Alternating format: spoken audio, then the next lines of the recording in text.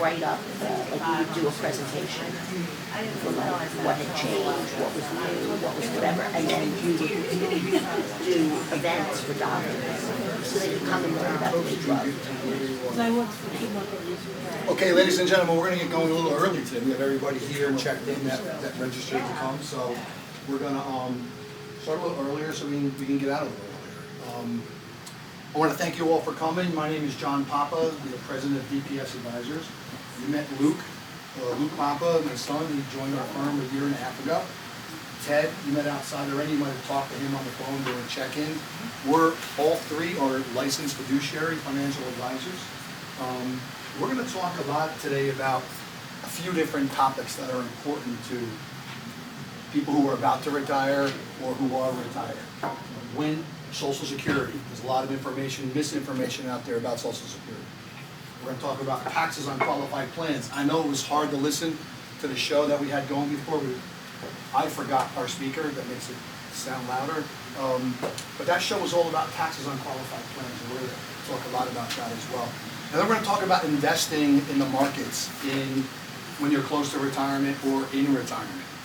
Those are the topics that we advertise. Those are the topics that we'll talk about.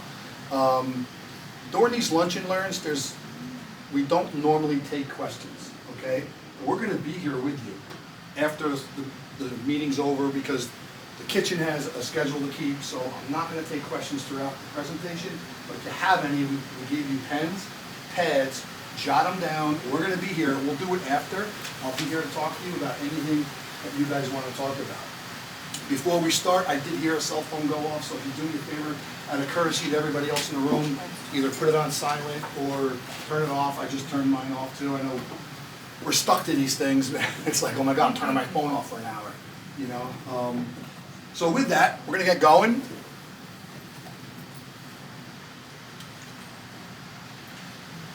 This slide here, we don't expect you to read it. This is for compliance reasons only. It's legal stuff that we have to put up for about a minute. And once it's there, we'll move on from there. It just makes us legal now. Okay, it's our little disclosure. Okay? I have a little bit of a sore throat, so I'm sucking on a throat lozenge, so I apologize if I sound a little muffled, but I'll bless you. Thank you. That's the way I feel.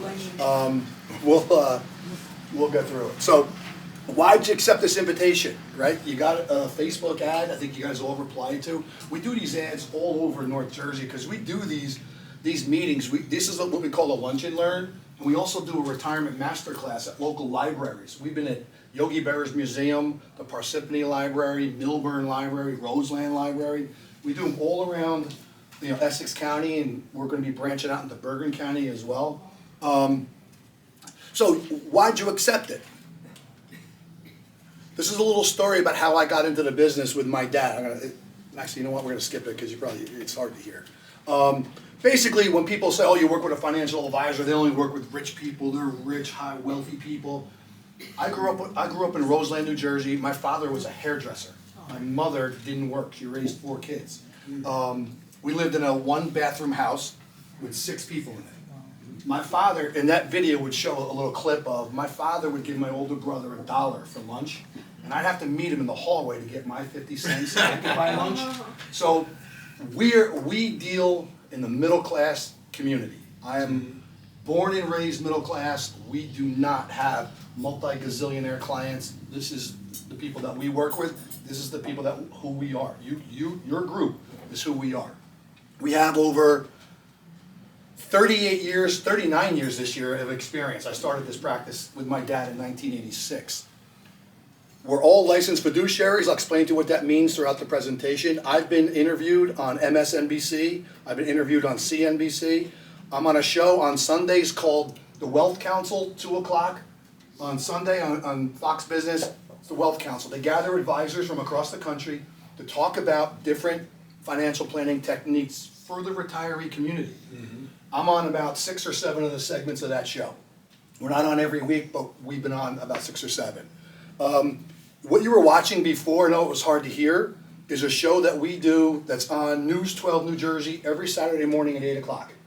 News 12. It's called the Papa Report. It's a half-hour show, just what you just saw. Every other Saturday, we're on WPIX, CW11. New York station, every other Saturday night at 6:30. So we have an extensive background. I've been sought out by the media to help because my experience is with this group right here. 39 years working as a licensed fiduciary. What does that actually mean? Okay, what's a licensed fiduciary? Have you heard that term? Because it seems to be going around a lot lately. Okay, people say they're licensed fiduciaries. First off, there's only two people who can say they're a licensed fiduciary. One is a certified financial planner, CFP. The other is a registered investment advisor. I'm a registered investment advisor, as is Luke and Ted. We're all licensed fiduciaries. That means we have a higher standard of care for clients when we're dealing with clients. I'll give you an example. Let's say you go into Home Depot and you need a hammer to hang up a picture on your wall. And you go to your Morgan Stanley or your big box firm advisor, and that person sells you a 20-pound hammer, and you take it and you go home. That's a suitable recommendation. You asked them for a hammer, he or she sold you a 20-pound hammer, that person can't get in trouble. A licensed fiduciary, probably gonna get fined for that if you report them to the SEC. Because a licensed fiduciary has to say, hey, listen, you need a hammer? Let's go to aisle 12. I have hammers that weigh 2 ounces to sledgehammers. Let me see which one you can actually use. Let me ask you some questions, health questions. Any surgical procedures, any orthopedic issues, any heart issues.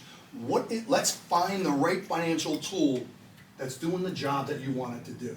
That's the fiduciary standard of care versus a suitable standard of care. If you learn one thing today, if you're working with a financial advisor, you want to ask, are you a licensed fiduciary? If they say yes, great. Ask them which kind.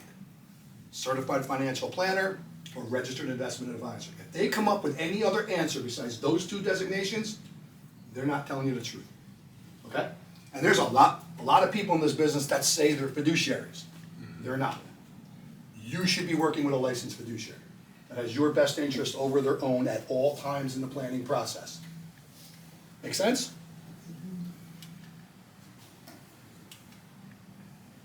Papa Report, I just gave you the dates. We're on New Jersey 12 Network, Optimum. Somebody told me last time, I guess Optimum is having a problem with News 12 New Jersey. They don't play it anymore. So we're on Verizon. You can check it out. If you want to see our shows, you can also go on our website. All our shows, past shows, are on our website, dpsadvisors.net. I also do a radio show every Sunday, 2 o'clock, WOR 710, 1 hour show called the Papa Report. You'd be surprised how many people listen to that show and call in off of it. I'm shocked. I didn't think anybody listened to the radio anymore. There's so many people that listen to the radio on Sundays. So that's a great show. We record that show right from our office. We have a radio studio in our office. So if you guys take us up on our offer at the end of today, come into our office and meet with us. You'll see our radio room that we do where we record the show. It's really cool. Is that AM or FM? AM, I'm sorry, yeah. WOR 710 AM radio. I wrote a book called Avoiding the Retirement Traps. We typically don't, I have an Amazon ISBN number, but we don't sell it. I give it out to clients. I give it to people if they want it, if they come into our office for an appointment. We give it to people for free. I've been passing that book around for 10, 12 years now. I'm in the process of writing a new book called The Intelligent Investor. My first book focuses on people in a retirement or about to retire. But I wanted to get the message out because we're going to spend some time talking about taxes on qualified plans. Whose IRA or 401k is their largest investable asset? IRA, 401. Who has an IRA or 401k? You guys have one? Is it your largest investable asset or one close to being your largest? Do you guys know not all of that money is yours? You know you have a partner in the IRS? Yeah, and we're going to talk about that today. So I decided to write a book called The Intelligent Investor and start with what should younger people be doing? And so they're not in the same boat of having a $500,000 401k, and we see what the taxes are going to be on that, how bad it is. Younger people should be doing Roth investing, not, is there somebody trying to get in? Yeah, right. Roth investing, not regular 401k. So we'll talk about that.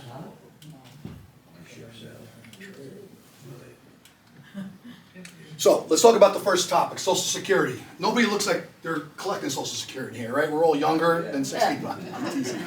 But has anybody not collect Social Security yet? And haven't turned it on yet? Okay. Have you always been asking, like, when is the best time to turn it on, right? How do we know when the best time is? Well, hopefully today, you're gonna learn a little bit about that, okay? We're gonna talk about the basic information of Social Security, like what do you need to know about, when's the earliest you can turn it on, when's the latest you should turn it on, what are the ramifications. Who has heard the story from the politicians that Social Security is gonna be broke? Right, we keep going the way we're going, Social Security is gonna be broke, right? That's a scare tactic, ladies and gentlemen. Social Security can never be broke because it's a pay-as-you-go system.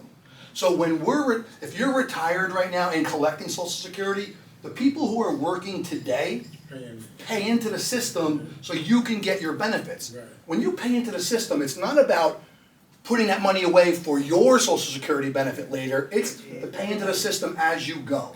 So unless everybody in the United States quits work and stops working, then Social Security might go broke. That's not gonna happen, right? So when you hear these politicians say, and I don't care, this is not political, I don't care what side of the aisle you're on, to me they all stink.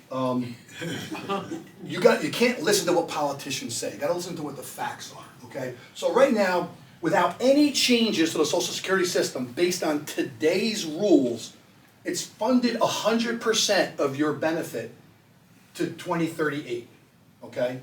About 13 more years.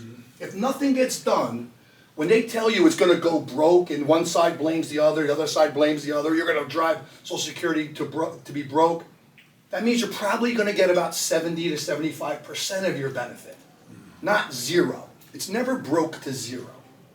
Does that make sense? Because there's current people putting money in out of their paychecks every week to pay into the system. So like I said, unless everyone stops working, it won't be broke. So Social Security basics. When can I file? What's the earliest I can file? That's age 62. Okay? The earliest you can turn on Social Security is 62. If you turn it on at 62, you're gonna get about 75% of the benefit that you were entitled to. A big reduction in benefits, okay? Full retirement age for people in this room, I'm 60 years old, it's 67 for me. Most people here, it's between 66 and 67, depending on what year you were born, it's somewhere between those 2 years. If you wait till at least full retirement age, you'll get the full benefit of what you paid into, okay? Okay, we're gonna talk, I'll write it down and we'll ask afterwards, okay? Now, when's the latest you should turn it on? Age 70. There's no benefit to wait a day longer than age 70 to turn on Social Security. And if you wait till 70, you're getting 132% of the benefit, increase in benefit from what it was at full retirement age. So between 67 and 70, there's 8% increases built into the retirement Social Security payment that you're gonna get. Now, it's not a cut and dry decision. Social Security is based on a lot of different factors for each person. Number one, can I afford to not take it at 62 years old? What's my health? If I'm expected to live the life expectancy, and who here hears, are we living younger and dying earlier, or are we living longer and lasting longer? What do you think? Longer, right? And we're living longer. We're not living shorter, okay? So if your doctor, and the only person that knows this is you and your doctor, if they say to you there's a really good chance you're gonna live the life expectancy, you're gonna see some numbers in a second. If you can afford to wait, you should wait to turn on Social Security, okay? And you're gonna see those numbers. Cost of living, everyone talks about, cost of living. For 50, 60 years since 1975, the average cost of living adjustment increase was 3.69%. In the last 20 years, it was 2.6%. Why was that? It's basically tied into what the Federal Reserve says interest rates are. And what happened in 2008? What did the Federal Reserve do? Lowered interest rates to zero because we had a recession. And for 15 years, we had no interest. You didn't earn anything on your your CDs, nothing in your savings accounts, and cost of living was affected by that. Now what happened in 2022? What did the Federal Reserve do? They finally started raising rates. The cost of living in 2022 was like 8.9%. So the increase, the bump up was really high. But now they're coming down the rates, so cost of living is back down, okay? Some more basic information. Social Security wage tax. In 2024, you pay into Social Security in your paycheck up until $168,600. You're paying in. You make $1 more than that, it doesn't go into the Social Security system. You're done paying, okay? 2025, they've increased it to $176,100. So you know your paychecks. Anything over $176,000, nothing is getting paid out towards Social Security. This was supposed to say cost of living for 2025 is 2.5% in 2025. If you pay the full benefit into Social Security throughout your working life, you know they calculate 40 quarters and they average your top earnings of those 30 years. If you pay fully, the minimum benefit you're turned on at 62 would be $2,831. If you wait till full retirement age, it would be $4,018. So pretty much a 5-year wait. It's, you know, almost not double, but it's about 60, 70% higher. If you wait till 70, the maximum benefit is $5,108 per month. Okay? Still doesn't tell you when should I actually turn it on. Okay? Because every situation is different. It depends on your situation. Whether you can afford to not turn it on, whether your health is a factor, and you know those things have to come into this decision. We're telling you just math stuff, okay? But it's, again, your decision. So let's go over some numbers. Ron and Nancy, real clients, fake names, okay? They were 60 years old and 58 years old. They wanted to turn on Social Security at 62. Ron's benefit would be $1,906. Nancy's benefit would be $1,410, based on how much money they made, what they paid into the system. That's what their report said. Life expectancy, males, technically, life expectancy live less than females. That's just a fact of life, okay? We're going to say if Ron lives to 85, Nancy lives to 90, they turn on benefits at age 62. Cumulatively, they would have received $1,659,000 in benefits if they made it to 85 and 90. Okay? Again, this is a math question, not factoring in your situation or your health. Okay? They wait till full retirement age. Ron's benefit would be $3,011. Nancy's benefit would be $2,235. Again, live to life expectancy, 85 and 90. The cumulative value of their benefits will be $1,944,000 if just waiting to full retirement age. If you wait to 70, and again, live to 85 and 90, cumulative benefits equal about $2.1 million. So math-wise, if you can delay, delay. And that's part of the stuff that we talk about with our clients on a regular basis. Now, they'll say to me, okay, John, but I need the benefit. How can we not turn on Social Security, get the guaranteed increases, but I need money to live on? Then we'll talk about what other assets do you have. Create income from current assets. We'll talk about these tax-deferred accounts, 401k, IRA. I'll ask you a really quick question. If you have an IRA or 401k, it's a tax-deferred account. It means you pay the tax later, right? Do you want to pay those taxes when the tax rates are the lowest time they're going to be in your life or the highest they're going to be in your lifetime? When do you want to pay the tax from a tax-deferred account? Who thinks right now we're in the lowest tax brackets we're going to be in the rest of our lives? You can talk to your accountant. We talk to accountants and CPAs on a regular basis, estate planning attorneys. We are in the lowest taxable environment we're going to be for the rest of our lives. Definitely for the rest of Luke's life. He's way younger than us, okay? So we might look in that situation if someone says, oh, we'll delay Social Security, I'll take some money out of my IRA then to give myself income. Pay the least amount of tax, get it out now, pay a smaller amount of tax, and not delay it till later. So we do that kind of planning at DPS Advisors. Has anybody ever mention that kind of stuff to you guys? I mean, I'm sure this isn't the first invitation you've got for a meal and for a presentation, right? Who's been to one of these things before? Pretty much a lot of people have been to these things. Has anybody ever talked to you about that? Okay, so that's what we do. Again, if you have questions, I know we're kind of going fast, but jot them down. We're staying for lunch. I'll answer any question you guys have.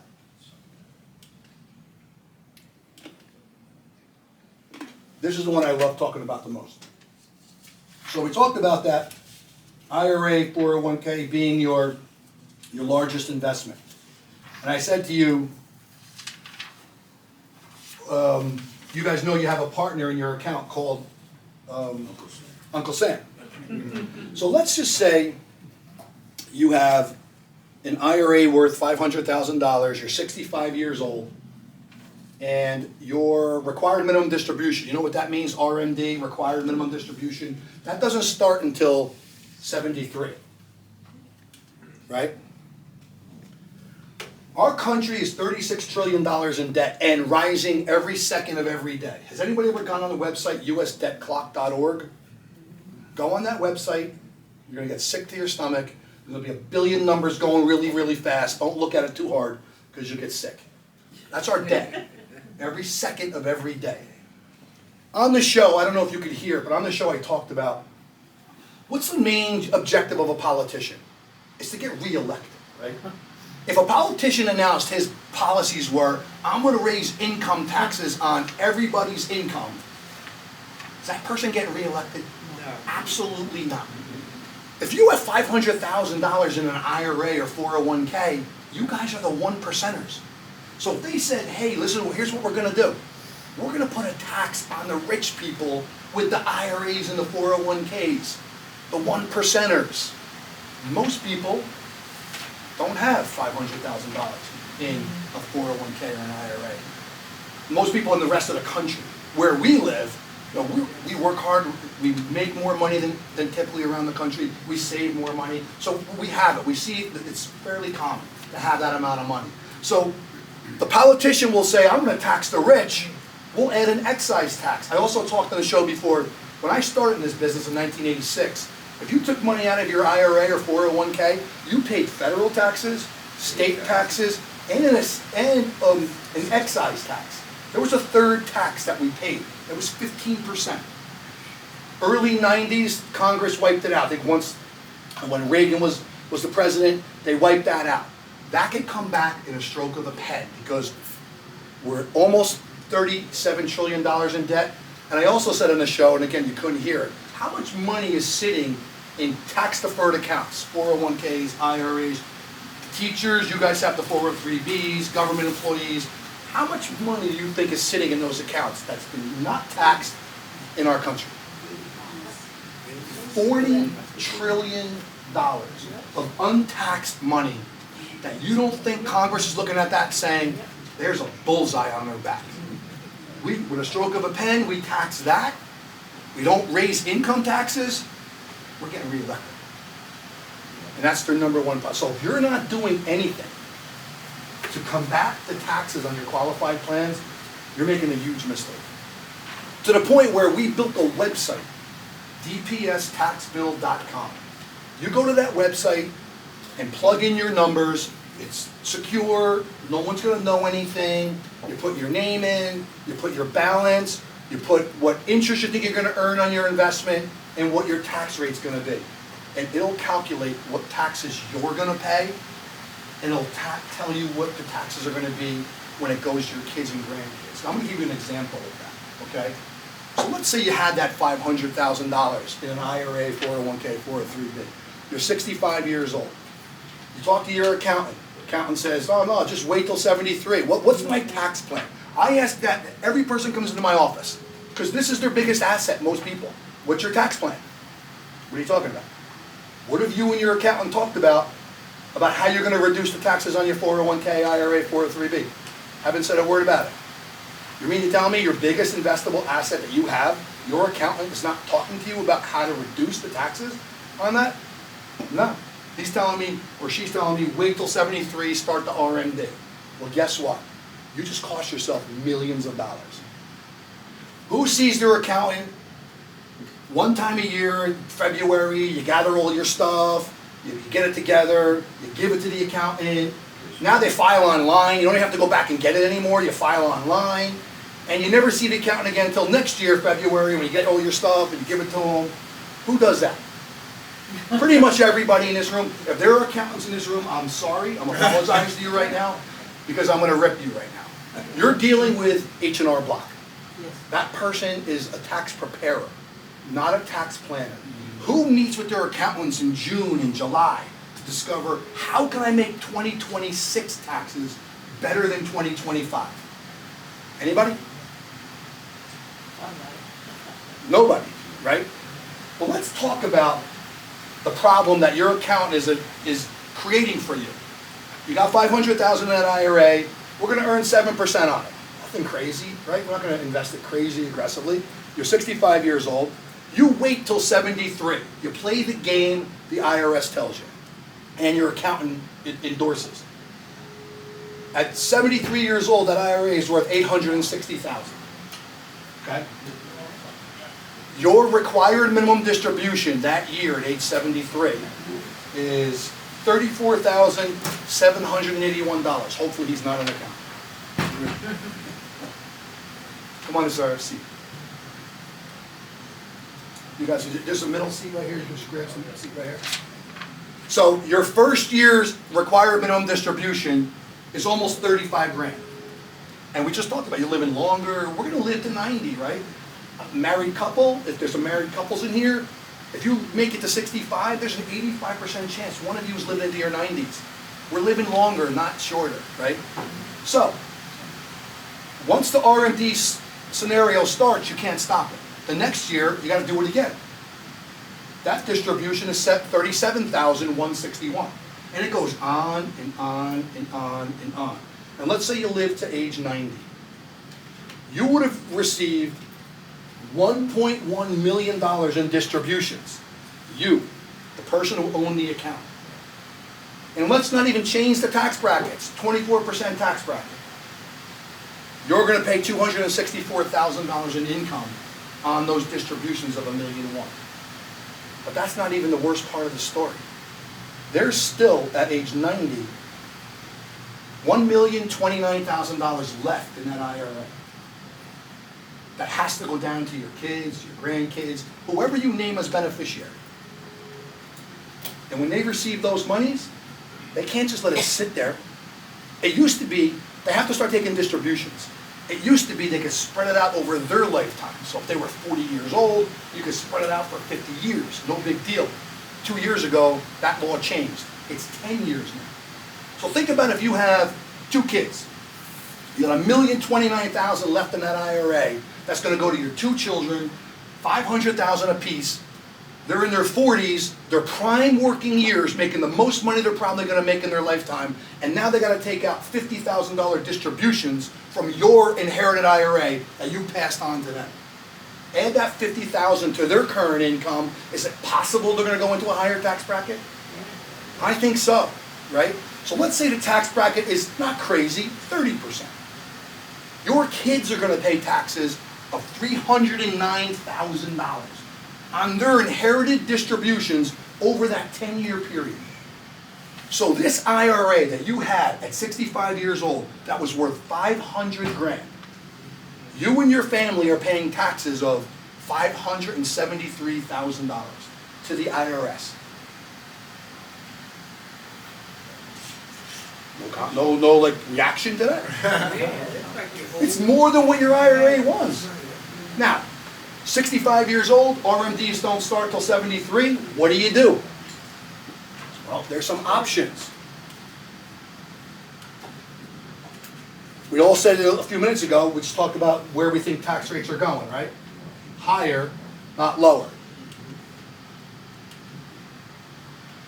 You have 3 options.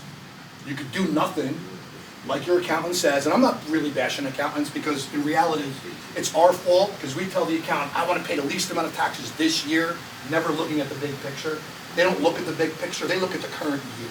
And what we're going to say, we should take some money out now when tax rates are low, pay a little tax, and do some other things with it, so it's gonna grow tax-free.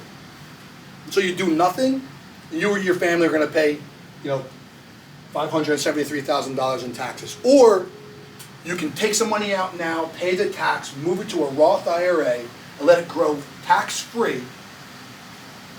And then when it goes, you take income from it at 73 years old, that income is tax-free. And then whatever's left in the account that's gonna go to your 2 kids, that is tax-free to them as well. They still have to take it out in the 10-year period, but it's completely income tax-free. Not a dime in taxes. Who pays Medicare premiums? Once you hit 75, we're all going on Medicare. 65, we're all going on Medicare, right? Your premiums are based on how much income you're reporting. So if you think I'm going to be in a lower tax bracket at 73 years old, ladies and gentlemen, I see people every day in my office in this category. Nobody is in a lower tax bracket.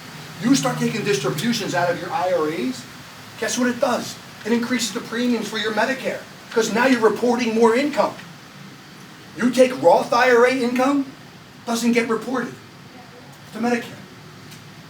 Your kids get Roth IRA, inherited Roth IRA income, they don't have to report it. If you're not looking at ways to reduce your taxes on your qualified plans, which you all said was one of your largest investable assets, you are making a huge mistake. Now, I can go over the numbers and show you. I'll just tell you this. You can get the same distribution numbers, the same income numbers, the same account balances in the Roth IRA, doing that conversion in the 8-year window you have, and all of your income and your kids' income is tax-free. We'll go over all those numbers with you if you decide to come see us in our office. We run these calculations every day in our office. I push DPS tax bill on my radio show, on my TV show, every live event I do. And if you're not going on that website and checking out what your taxes are, then you're part of the problem. Then you deserve to pay $573,000. The IRS doesn't say their tax code book is 20,000 pages long. It's there so we learn strategies to reduce our taxes. They don't want us to pay the most. They want us to pay, I hate this term, our fair share. But that doesn't mean I have to pay more than that. I want to pay the least amount. So I'll tell you this, if you do a Roth conversion in an 8-year period, your tax bill will now be $150,000 in total versus $576, and have all the income tax-free for you and your kids. So would you rather pay $576, you and your kids, or $150 and pay nothing else and pass it on tax-free? That's option number 1, Roth IRA. We'd say contribute. I wrote that book, The Intelligent Investor, to teach young kids. Young kids should never put their money in a regular IRA or a regular 401k unless there's a match. If they get a company match, my advice is you contribute to the match, and then the rest of your contribution goes to the Roth version of the 401k. 25-year-old kid, right there, he can put $7,000 a year into a Roth IRA, which he's doing. 65 years old is 40 years. You could put it into an index fund, VOO, an index fund. You know what his account balance is going to be at 65? $7.8 million. 100% income tax free. And he just, what does he give up? A tax deduction on $7,000. Who cares about that? Young kids should be doing Roth investing, not regular investing. So, real quick, tax brackets, right? Do you know if you're a married couple, you can declare up to $394,600 and still be in a 24% federal tax bracket. Single people, $197,300 you can declare and still be in a 24% tax bracket. If you can convert your IRA to a Roth and still be in a 24% or lower tax bracket, you better be doing it. Because you guys have the bullseye. People with the money in the IRAs and 401ks. That's what we do every day at DPS Advisors. The first question we're going to ask you when you come in, if you choose to come in with us, is what's your game plan? What's your tax plan? What's your accountant saying? Let's talk about it. We'll run your numbers, you get to see. that crazy? You guys don't seem like it's, It's all foreign to me and I'm learning, I have no idea what half the stuff you're talking about, so I'm learning, I'll be honest. what are the benefits of the Roth? The benefits of the Roth, you get tax-free distributions, there's no RMDs. When you captivate the audience, that's when you should know. There's no required minimum distributions from Roth distributions, they're tax-free inheritance to beneficiaries, you're protected from future tax law changes, possibly reduce taxes on Social Security because you're not reporting the income, can prevent increased costs in Medicare because of you're not reporting the income, you're basically building a tax-free pension. Do you want a taxable pension or a tax-free pension? Free. Why aren't you doing it? Right? You can do it. Everybody in this room can do it. So now that I made you sick, we like to joke a little bit and have a little fun. Right? You don't have to be dead serious. We like to have a little fun. So we're going to talk a little bit about inflation because people don't like to factor in inflation. Do you know who thinks inflation is really running at like 3.5% right now? Right? We live in North Jersey. Is everything so crazy high? Gas, groceries, energy, utilities, insurances, everything's crazy high, right? I think it's double digits up here. I really do. Do you know that we put at an inflation rate of 6%, your expenses will double every 12 years. But I think it's more than that. I think inflation in our area is running like double digits, 8, 10, 12%. If inflation's running at that rate for us here, your expenses are gonna double every 8 years. If you make it to 65 and we're living longer, there's a chance, and we're living 25, 30 years, your expenses are gonna double 3 times in your retirement. So if your monthly expenses are, and this is only for easy math, $5,000 a month, it's gonna go to $10,000 a month one time, it's gonna go to $20,000 a month the second time, it's gonna go to $40,000 a month the third time. You need to look at how the effect of inflation is gonna be on your income, on your current income. And you better have a plan for increasing income throughout retirement. Costs aren't getting lower, they're getting more. How do we build an increasing income plan in retirement? That's what we do at DPS Advisors every day. Separate assets, put monies in buckets for future income. So we use the stock market for that because we're not touching it for 15 years. That's what we do every day at DPS Advisors. If you're not building an increasing income plan in your plan, you're making another mistake. Okay, you need to be doing that. Does that make sense? So, I mean, this is crazy. Loaf of bread in 2000 was $1.26. It's $2.50 right now. Gallon of milk stabilized at $4. My wife doesn't even know what a gallon of milk costs. I asked her, I got milk today. How much was that? I have no idea. We need it, so you got to get it, right? Ground beef, $2.46 is now $5.45. Does anybody still go to the movies today? It used to be $2.39. Now it's $12.69 to go to a movie. That's, listen, I go on Tuesdays, go for the discount. Or just watch it on Netflix. Gallon of gas, we're up to what, 3? Actually, our gas is way up there now, right? So inflation is a hidden tax on your money. And if you don't have a plan, that's the purpose of this slide. If you don't have a plan for it, you're probably going to run out of money. And the number one fear that most people come into our office talk about is they don't want to run out of money. They don't want to rely on their kids in retirement. Has anybody else ever said that? My father said that to me all the time. I'm not relying on you. No way. So inflation is something you have to take into account. Now we're going to talk about investing in the market. We're going to talk about the depth of a drop, recovery time, getting back to even, timing, the lost decade. Okay, so who here has heard of the 60-40 balanced portfolio? You put 60% of your assets in equities, 40% of your assets in bonds, you're protected. Stocks go down, bonds go up, they work inverse of each other, you're protected, you're going to be fine. Who's heard of that story? Everybody's heard of that, right? 2022, when the interest rates rose, bond values went down 20 some odd percent, and stocks went down 25, 30%. A 60-40 balanced portfolio went down 25% in 2022. Because bonds don't work inverse of stocks. Bonds work inverse of interest rates. So if you're investing in a stock bond portfolio, you have risk in all of your assets. It's a matter of equities, stocks are market risk, bonds are